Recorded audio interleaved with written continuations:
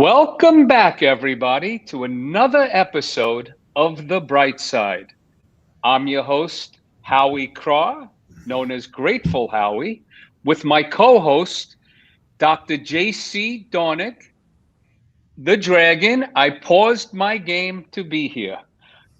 We don't know what the game that he paused, but we will find out. All sorts So of games. thanks for coming, Brightside. I was thinking when I just watched the trailer that it's been chilly here in South Florida. We were down to 41 degrees this morning for my morning workout. Had the hoodie top on and needed to cover my head. It was cold. But I know up in the Northeast, places like where you are had a foot and a half, some people 2 feet of snow. How are you dealing with that, Dragon? And how's the chicken like it?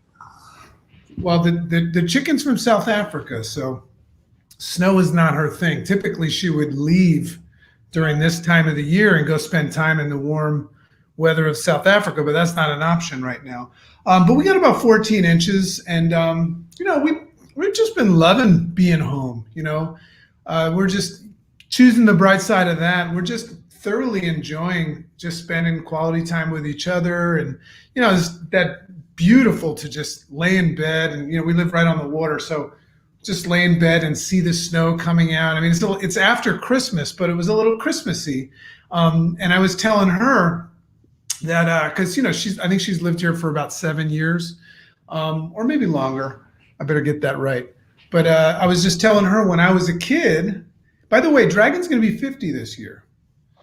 I'm excited about that. I'm going to almost be as old as Howie this year.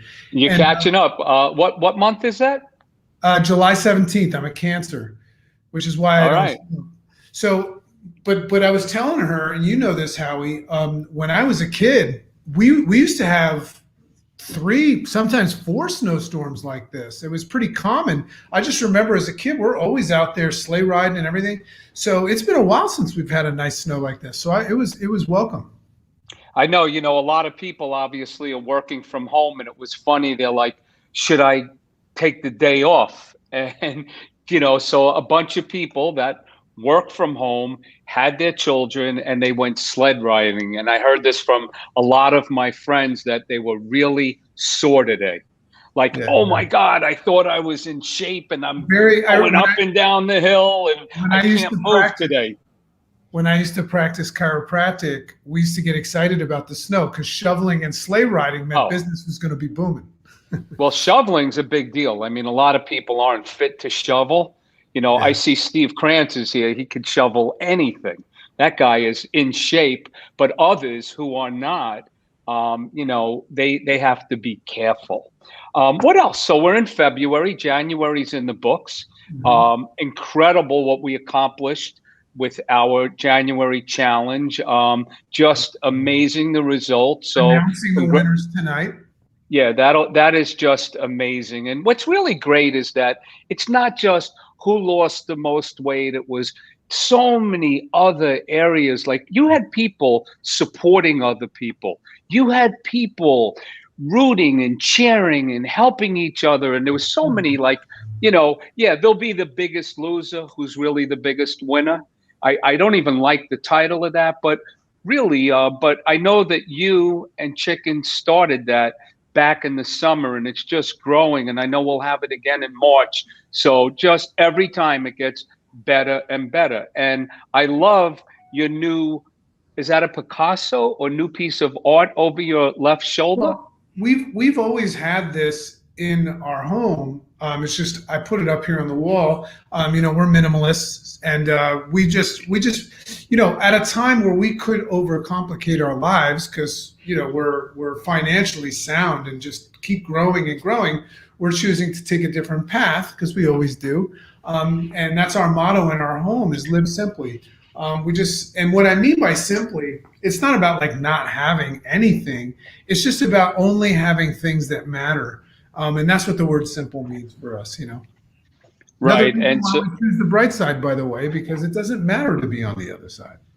yeah, I just constantly am trying to purge and live that minimalist life. And every time I get to a pile, it's like I know I need to get rid of it, and then I hold on. Yeah. So, but I'm in the process. It's definitely, we've talked about it. It's stuff, and it's hard to get rid of stuff, but you realize you do not need it. I'm saying that as Max and Alexa are walking out the door, and they know because they hear me all the time say, "We got to get rid of this stuff."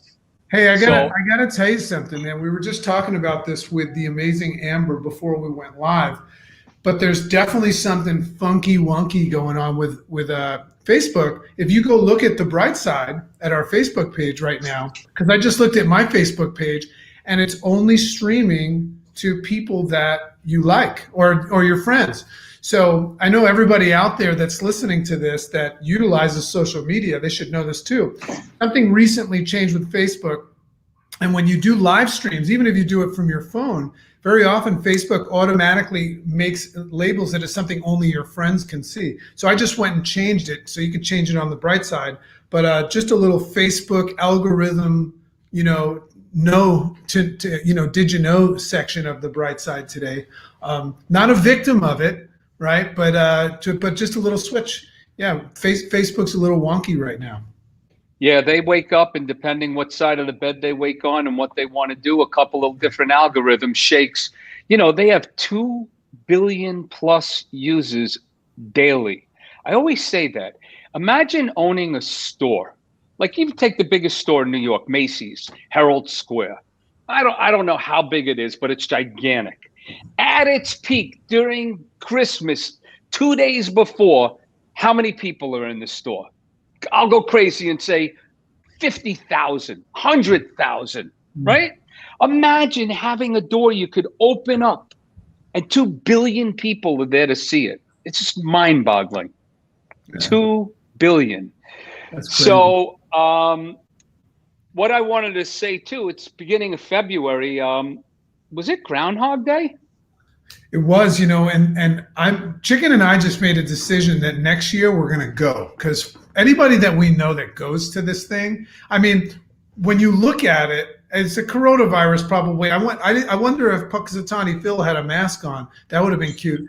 But it's a big party. It's a big scene. But I did pay attention to it, and it turns out that he did see his shadow. And for those of you that follow that stuff, that means that we have 6 more weeks of winter.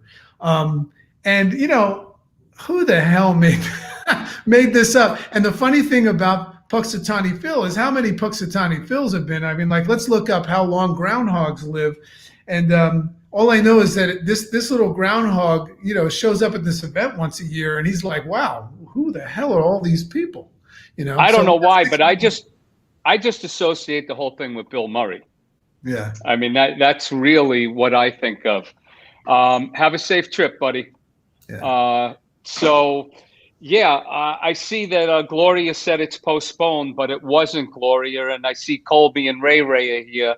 Yeah. So hello. And you just heard that 6 more weeks of winter in South Florida. So we'll get through it. But you know what's funny, Howie, is you just asked me that. And it was true. I just shared the actual news on that.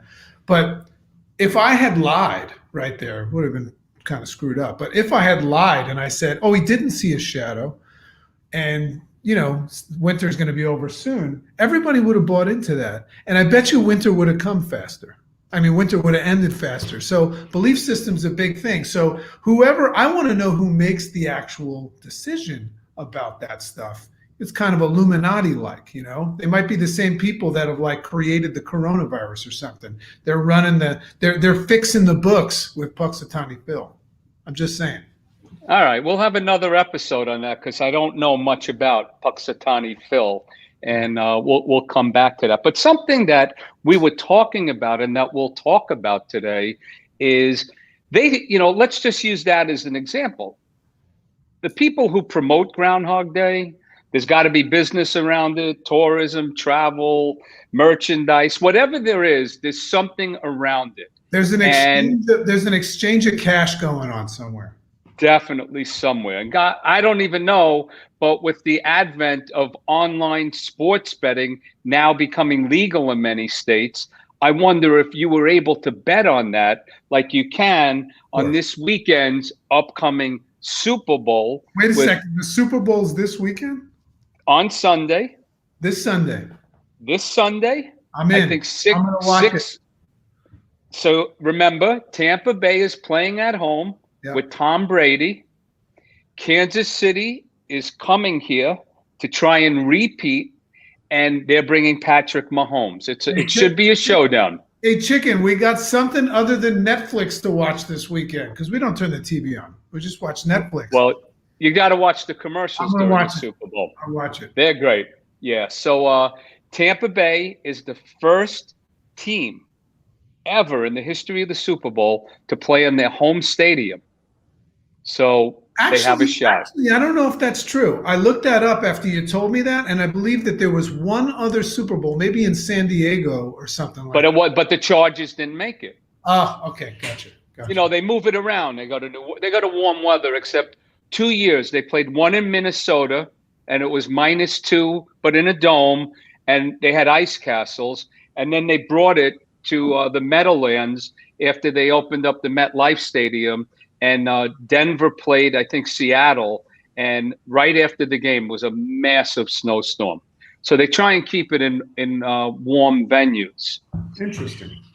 So what I was going to say about Groundhog Day and the commercialization of it is there was a snowstorm and they might have thought about canceling, but somebody got this fear over them that maybe if they canceled, something bad would happen, or it might lose its luster, and they had to keep the streak going. And so fear is a big word, and it applies to so many things. You know, you mentioned that in the beginning that if the weather was nice, chicken would fly somewhere. I know people that won't get on an airplane. They're afraid of flying. Yeah. I love when I'm in New York, the higher the floor, the better the view. I love going out on a balcony. People are so afraid of heights. So we could go on and on. If I said to you, what do you think the 3 biggest fears are? What would you say? Well, I know that public speaking is always up there. I know that money's a big one, fear of heights and things like that. All I know is that for me, public speaking was always my biggest fear, which is why I chose it as a profession, just because I don't like to be afraid. And also, ironically, heights, fear of heights was a big one. And I know snakes are up there and spiders and all that stuff. But my biggest fear has always been, it's not just failure. Like I always had this fear that I was going to lose everything, lose all my money and all that stuff. But it wasn't about me. It was always about failing in the eyes of my children. That's always been my biggest fear. But at the same time, if you look back at my journey, that's what also got me out of bed in the morning. So, one of the things that, fear is a business, first of all. It's a business that is in medicine. It's a business. It's all over TV. So I always like to be mindful of when somebody's trying to take advantage of these common fears with me for gain. And that's a great reason to overcome fears, just so that they don't win. But it's also an obstacle. But one of the things that I've learned how to do, and this ties perfectly into the idea of choosing the bright side, because if you're afraid of something, it's very hard to see past it. As a matter of fact, we've been taught, and this is this whole fight or flight thing. And by the way, fear is not our fault. If you really go back and read, like I read that book, Sapiens, and if you learn where we come from, we had to, that's right, you read it. We had to actually develop this fight or flight system so we didn't get killed. There was a time where we used to walk out of our cave and there'd be a saber-toothed tiger waiting to pounce on us and kill us. So fear, adapting fear is actually, and that whole fight or flight system, it comes in handy. The only problem is that we've been conditioned now to be afraid of stuff that doesn't even exist, stuff that's in our mind. So one of the things that I learned a long time ago, because I remember when I would sit in my bed, Howie, and I would look at the closet, and I always thought that what was in the closet? I thought there was a monster in that closet. I thought there was a monster under my bed. And as I would start to build that idea up, which is what it really is, it's an idea. Fear is like guilt. It's not something that you can actually see, smell, taste, or touch. It's just an idea. So I started to learn how to become friends with fear. And the way you become friends with fear is you have to, first of all, understand what it is. And it's something that you've created, it's something that you've been taught to look for. And we know that if you're looking for something, the human reticular system will fire up and you'll find it. But I started to learn how to like actually not look at fear as a bad thing. Look at fear as actually something that's essential. And you know, it's really interesting if you think about it. But fear is actually here's something I challenge everybody to think about. If you look at the concept of being brave, Howie, would you like it if somebody said, "Hey, that's my friend, Grateful Howie. He's brave." Feels good, right? Feels good to say, "Yeah, I'm going to be brave. I want my kids to know I'm brave." So there's bravery, but then there's also growth in general. It's interesting to look at just those two words, bravery and growth, and recognize they cannot exist in the absence of fear. Fear is actually an ingredient necessary for someone to be brave. If there was no fear, you would never be brave. They'd go, "Hey, of course he did it. What the hell? Why the hell wouldn't he?" And we know that growth takes place outside the comfort zone. It takes place in a breeding ground for fear. Make sense? So Yeah. I love fear. If there's in the absence of fear, I'm afraid when there's no fear because it means I'm not doing anything. So what I really pictured when you said that is that there you are, little JC in I his was never bed, little. I was fat. I was never little. fat little There JC you go. in his bed with some sort of posters on his wall, staring at his closet, thinking that there's something or somebody in there. But what I loved that you said was it was this imagination going on in your head. We look back on it now, we know there was nothing was in your closet, Yeah. but it was in your head. So we imagined so much of it. You know, I'm looking at, we have a bunch of people on Facebook. Crystal just said fear of change, fear of the unknown, and then fear of failure. Well, Hmm. fear of change, you know, one of my favorite lines that you've heard me say, it's a Howieism, is change stimulates growth. Mm-hmm. And so, Crystal, write that down and just look at that. Change stimulates growth. The fear of the unknown, let's look at the other side of that. You know, as a kid, I had a very limited palate. You know, I was a typical kid, pizza, hamburgers, what. At some point, you decided to try new foods. Hmm. And once you got over of that fear, you actually enjoyed them. So why isn't it like that in almost every aspect of course, you know, it's unknown, but it could be so much better. Yeah. It doesn't have to be worse. And then fear of failure, but I guess if you don't try, you'll never know. And if you're stuck and you keep going along doing the same thing all the time, what's the risk of trying something different? And if you fail, you're no worse off. So, Yeah. what I like to see on the bright side is you have to try. So, you have to try new things, whether it's something new on the palate, whether it's if you're stuck in a career or a relationship. That's the one that I really think about too, is that people that are stuck in bad situations, it's almost like your car is stuck in the mud and your tires are spinning and you hear that noise and you can't get out, right? You got to make a move. So what can you do? I guess not to sound like a cliche, how do you eat an elephant? One bite at a time. Pick what it is that you desire to change, or to think about something you fear the most and do it. If you're scared of heights, go up to a 100-story building and just do it, and get on a plane and go through it. Face your worst fears and you'll come out through it for the better, in my opinion, in my experience. Yeah. I gotta, you know, everybody's heard the false evidence appearing real, but there's a lot to that. Um, I found a quote. You're going to love this one, and everybody should write this one down because it's just so true.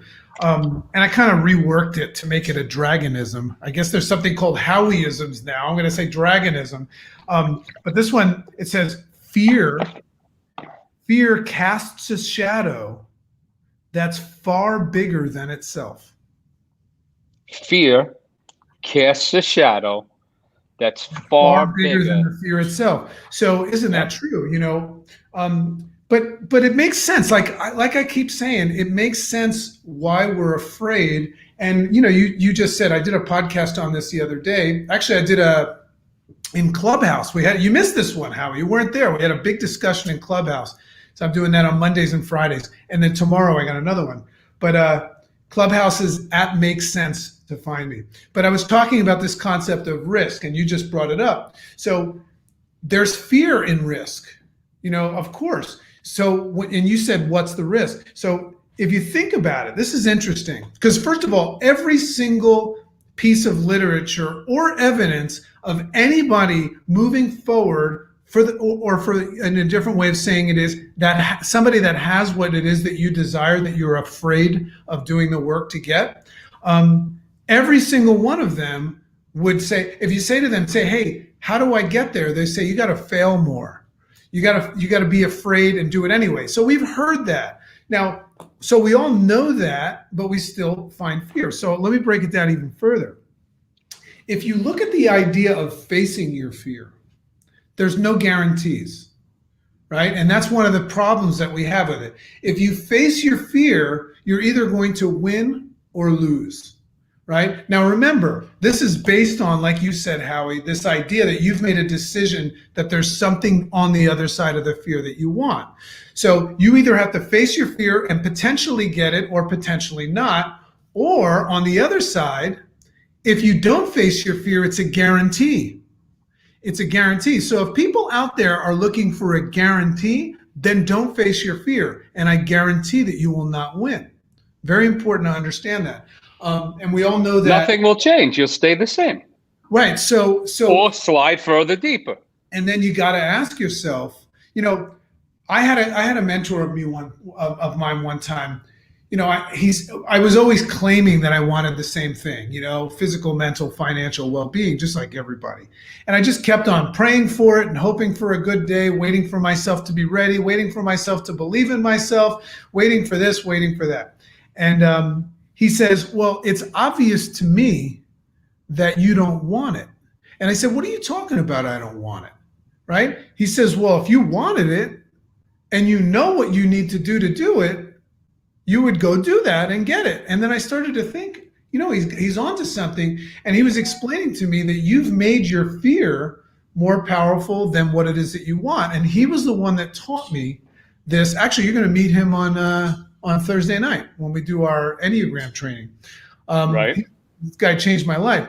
So, he started bringing up that analogy of just imagine whatever it is that you're afraid of, you, Howie, or anybody listening, think about what it is that you're currently afraid of and shying away from right now.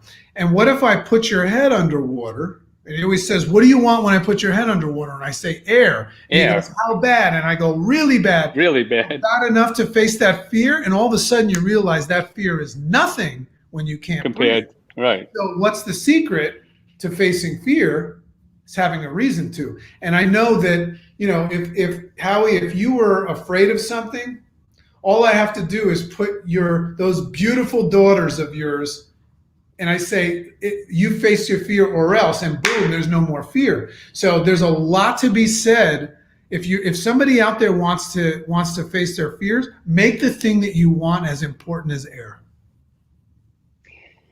Heard that a lot of times, like you'll hear people say, how bad do you want it? And if I had a gun to your head, what would you do? So it's all of these things are really, really true. We have a bunch of people that are making comments on Facebook that we can't see here. Deborah said truth. We have Craig on from Medellin. Craig, how you doing, buddy? Great to see you here. Lisa and Colby. We have a bunch. Jamie. a bunch of people. And again, Crystal said she loves change, but she gets bored easily. I've Oh, is heard that that Crystal? too. Is that Crystal that just started Yeah, programming? yeah, yeah, What's up, yeah. Crystal? Awesome. So, yeah, people like change, but they get bored easy. So, does that mean they're not seeing the change through in order to let it work to their satisfaction? Well, here's something that everybody can grab onto because we're coming to the end. And I saw this happen a million times in the challenge, because in another reality, you're not afraid. And we gave you some analogies and stuff like that. And you've heard me say countless times, on a healthy body rests a healthy mind. So it makes sense in the beginning. We call it the deep breath before the plunge. We're always afraid of how cold the water is. So we think about it. Everybody's been on that position where you're getting ready to jump off of a cliff to jump in the water, and everybody's saying 3, 2, 1, and you go right. So everybody knows what it's like to be in that deep breath before the plunge. So what I can tell you is if you start to recognize this concept of who you are determines how well what you do works.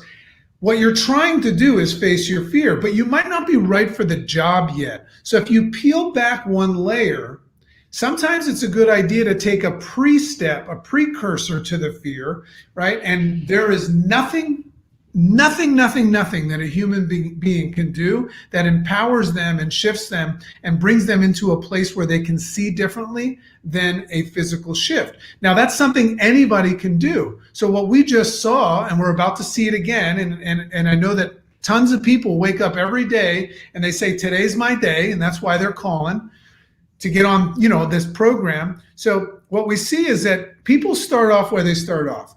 It could start off by saying, I'm afraid of all this, but right now I'm ready and willing to lose weight or drink more water or exercise or something. It's not a lot of fear. You could be afraid of failing at that, but there's not a lot of fear associated with trying something easy. But what they don't understand, and you know this, Howie, is that even a week later, actually, you know what, heck, even an hour later, that fear starts to change, because the idea of on a healthy body rests a healthy mind is when you start to evolve into a better version of yourself. A piece of that people don't know is it actually changes the way you look at things. Now, remember, fear is something that's here. It's in your Intel processor that has been programmed by your programmers, right? Fear is not in the heart. Fear is not in the heart. So a lot of people that talk about meditation, and give a plug to Karma Vibes for my chicken, she actually loaded a great meditation today about finding your inner strength to overcome things. But what meditation does is it harmonizes the brain and the heart. Now, if you're going at life right now just with your brain, of course you're afraid. You've been taught to be afraid. But if you let your heart make the choice, your heart doesn't think, your heart knows. So that's one piece of advice I'd give you. Close us out, baby.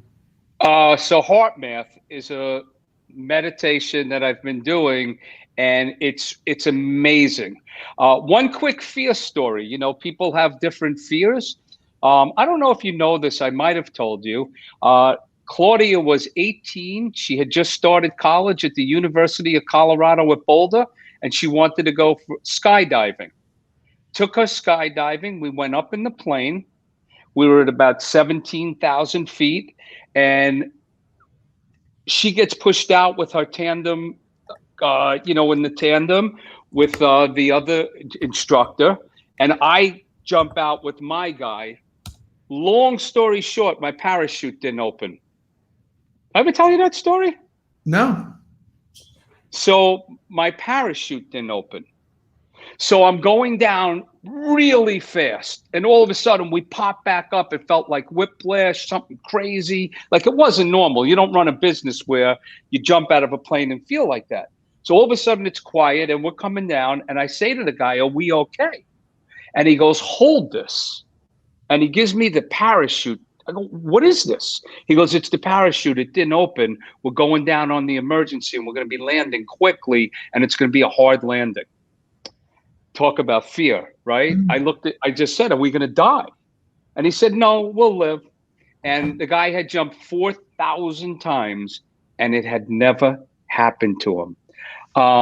Deborah Henry said, when it is as important as air or death, really, you all of a sudden fear no more fear.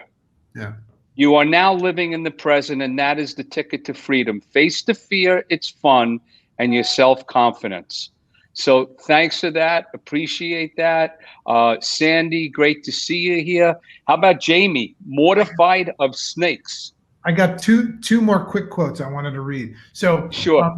fear, here's another one. Fear is an obstacle that stands in the way of progress. So what you really need to learn how to do, everybody, is look at life as an obstacle course. And Obstacles the way. and become a great, what is that show called, the something ninja, where the guys go through the obstacle Oh course? yeah, the ninja. Yeah. Ninja Unbelievable. games or whatever. And here's one more.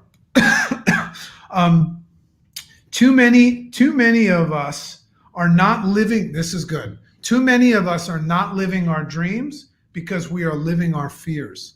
So a lot of people are living in a reality of fear, and I understand that. But if you're obsessed with your fears, you're holding yourself back from being obsessed with your dreams.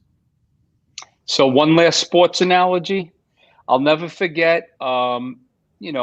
Remember, you play baseball, you get up 10 times, you get a hit 3 times, you're batting 300. You're going to the Hall of Fame. So you fail 7 times, right? But if you get up there thinking about the 7 times, you're going to only get 1 hit in 10. So just stay positive and deal with your fear if you want to move forward. And I think this is a great conversation. These quotes, if you go hit up fear and quotes, there's one after the other. And think about some of the greatest people that have ever lived on this planet and how they faced their fears. And if it weren't for them, we wouldn't be having this technology and this kind of gathering today. Good point. So let's kick ass in February. Let's continue to take the momentum from January. Anybody wants to reach out and talk to either one of us about making some improvements, both physically and mentally, we're here for you. And we'll come back next Wednesday and do it again.